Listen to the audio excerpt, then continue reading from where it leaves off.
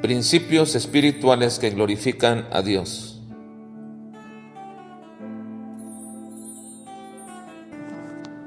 Principio espiritual número 169.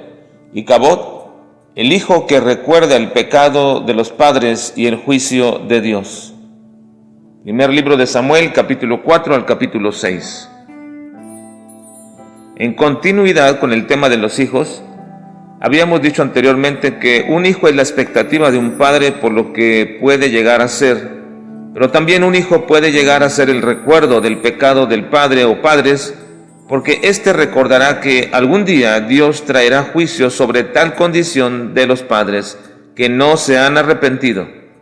Recuerden por ejemplo a Noé. En los días de su abuelo Matusalem, Dios había profetizado que iba a traer juicio sobre la tierra por el pecado de todos ellos, pues su corazón siempre era de continuo el mal, y no se habían arrepentido. Cuando nace Noé, su padre le pone así porque dice que ese será el fin de todas las congojas por la maldición que Dios había traído a la tierra. Y por supuesto que ese sería el fin, porque toda la humanidad pereció, siendo entonces Noé una señal de juicio de Dios sobre el pecado de todos sus ancestros.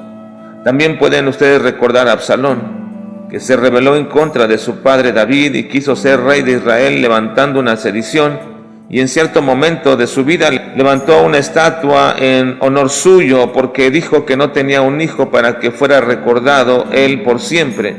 Y por supuesto que esa estatua es un recordatorio de un mal hijo y del juicio que Dios trajo sobre su pecado. Pero el mismo Absalón también era recordatorio para David por su propio pecado y de cómo Dios estaba trayendo juicio sobre su vida. David lo sabía y lo entendió, así cuando su hijo Absalón se levantó en contra de él, sabía que Dios estaba trayendo su juicio a su vida. Es cierto que no deberíamos ver a nuestros hijos desde esta visión negativa, pero lamentablemente muchos de nuestros hijos en su mal proceder, en su vida disipada o perdida, nos recordarán que si nosotros no nos hemos arrepentido y corregido el camino, el juicio de Dios vendrá sobre nosotros. Dios le había dicho a Elí que iba a traer juicio sobre él y su casa. Una de las razones principales era que Elí honraba más a sus hijos que a Dios. Así que Dios traería sobre él el pago del pecado de él y también de los hijos. Y que la señal de este juicio sería que en un solo día sus dos hijos morirían. Así que estos dos hijos de Elí, Ofni y Fines, serían la señal del juicio de Dios que traería sobre Elí, el sumo sacerdote de Israel.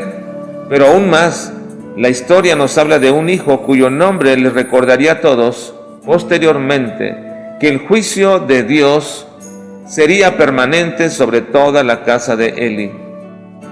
Es decir, todos los ascendientes de Elí no podrían vivir más allá de la edad viril y morirían antes de ser ancianos.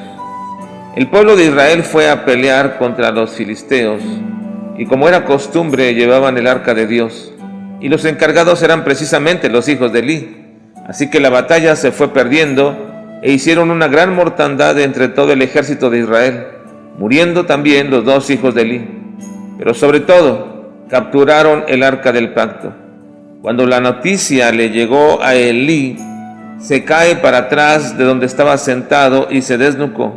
La nuera, mujer de Fines, que estaba encinta, al escuchar la muerte de su esposo y de su suegro, dio a luz en ese momento, complicándose el parto y muriendo también ella.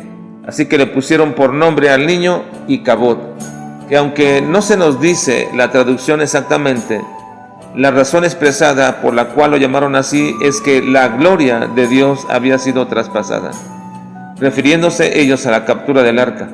En realidad, no significa que Dios y su gloria fueron capturados, sino que hubo un pesar por la derrota y la muerte de los sacerdotes y la captura del arca, de tal manera que ellos supieron que esta situación era parte de un juicio de Dios, y el nombre de este niño quedaría para la posteridad como ese recordatorio.